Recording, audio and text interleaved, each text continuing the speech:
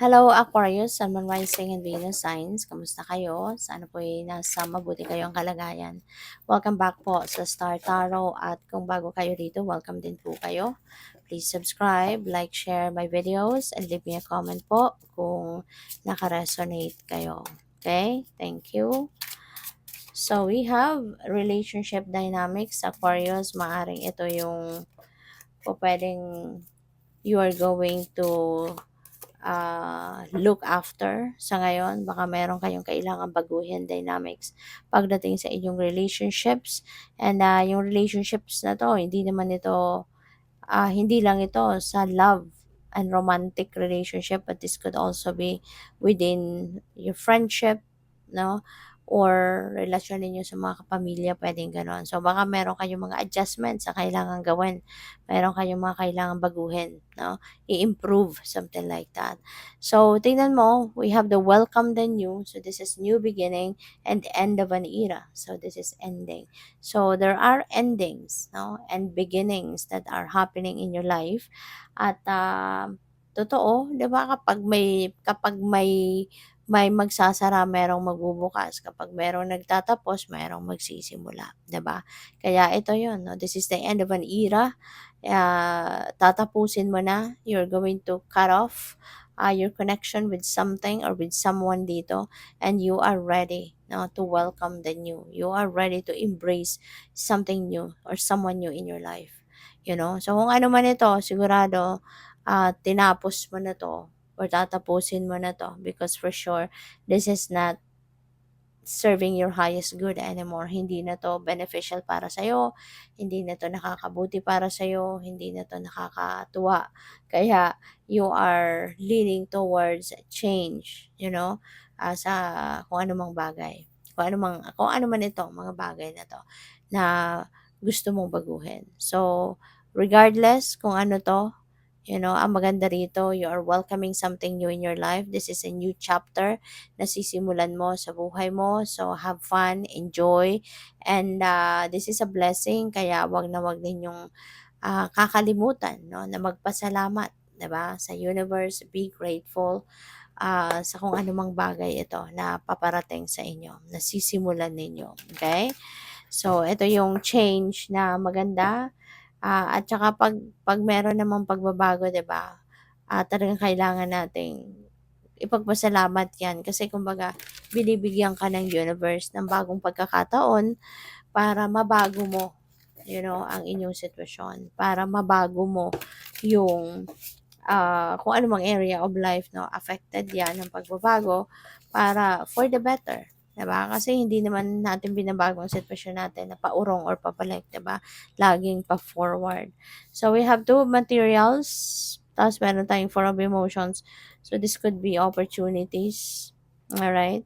Kailangan pag-isipan, kailangan mong pag-isipan, kailangan mong diskartehan ito, something like that, sipatin mong maigi, ganyan. Alright?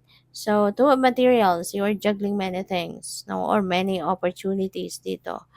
Okay, so since yung four of emotions, offer ito eh. Maaaring merong offer dito of something, pwedeng offer ng ito nga, trabaho, pwedeng business opportunity, pwedeng opportunity for a relationship. So, depende yan sa inyong sitwasyon. But this is an offer for something new in your life. And maaaring yun nga, diba, baka sumasakit na ulo ninyo kasi naisip ninyo, alin kaya dito yung best para sa akin? Alin kaya dito yung kukunin ko, 'di ba? Baka sumasakit na ulo sa kakaisip, 'di ba? Kasi baka marami siya, 'di ba? Maraming opportunity ito, kaya nalilito kayo. So, kaya nga nagja-juggle kayo, juggle ninyo, 'di ba? Alin kaya dito, nagmi-mini-mini mo siguro ang iba sa inyo, 'di ba? So, that's a good thing, 'di ba? Na meron kang maraming oportunidad na pinagpipilian. Kasi kumbaga binibigyan ka dito ng liberty to choose, 'di ba? Kung alin diyan ang sa tingin mo best para sa kung alin diyan sa tingin mo yung makakatulong sa 'di ba? So we have the Hierophant energy. Si Hierophant naman, this could be someone ano na pupuwedeng lalapitan ninyo to ask for advice. Baka nalilito na talaga kayo ng bonggang-bongga kaya, hihingi kayo ng gusto ninyong makapakinig ng ibang perspective 'no. Gusto ninyong mapakinggan ang maaaring sabihin ng ibang tao sa'yo, 'di ba? Anong advice na pupuwede ninyong makuha dito or mahanap 'no. So kaya maaaring kayo ay, tawag dito, lalapit kayo sa someone na pupuwedeng makatulong nga sa'yo, 'di ba, na magkaroon kayo ng clear direction kung alin dito yung pipiliin mo, alin yung magiging beneficial sa'yo, alin yung best 'no, para sa'yo. So yun, para magkaroon ng linaw ang inyong isipan. So baka lalapit kayo sa mga taong may expertise, 'di ba, sa mga bagay na 'to or sa mga opportunity na 'to na maaaring kino-consider ninyong kunin or pupuwedeng lalapit kayo sa mga mentors, kung meron kayong mentor, life coach, mga ganyan or spiritual guide, spiritual counselor, maaaring gano'n. Kasi baka gulong-gulo na ang isip ng iba sa inyo, super confused. But definitely, meron kayong sisimulan talaga. 'Di ba? You are definitely going to choose, you will end up choosing something talaga dito. Kaya nga meron kayong welcome the new at meron kayong the full energy. Pero feeling ko kung ano itong pipiliin ninyo, ano 'tong bago na opportunity na 'to that you're going to choose, this is something that might require you to come out of your comfort zone. Maaaring ngayon bibigyan niyo ng pagkakataon ng sarili ninyo na sumubok ng mga bagong bagay, something na you've never done before, something that you haven't encountered before. This could be something na parang masasabi ninyo na it's about time na for me naman, 'di ba? Na kumbaga mag-adventure, 'di ba? Kasi sa mga bagay na 'to, sa mga bagong bagay, 'di ba? Dito ka din naman natututo.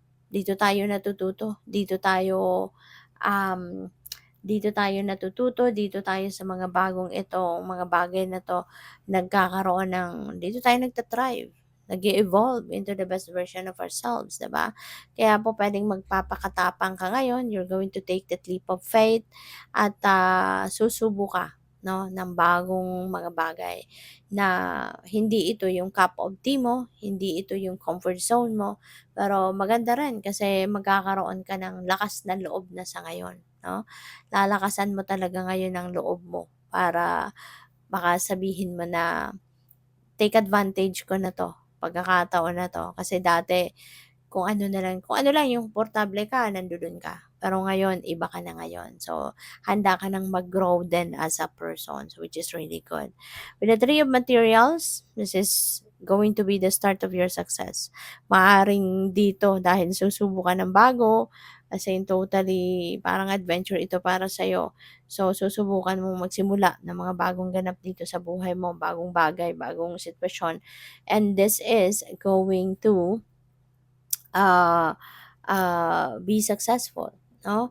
This is the beginning of your success. With the Three of Materials energy, siguro ito na yung pagkakataon mo na talagang umangat ka sa buhay. Ito na yung pagkakataon mo na magtatagumpay ka.